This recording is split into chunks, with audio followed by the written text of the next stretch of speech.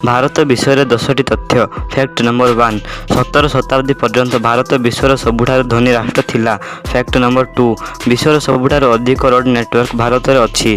प्राय 46 लाख किलोमीटर रास्ता भारत में निर्माण होईछि। फैक्ट नंबर 3, सारा विश्व में सबुठार अधिक इंग्राजी भारत में कह जाए। फैक्ट नंबर 4, पेटीएम चिप्र आविष्कार भारत में होइथिला। आज 90% कंप्यूटर यही चिप माध्यम चली थाए। फैक्ट नंबर 5, चंद्र जलर सन्धान सर्वप्रथम भारत करिथिला।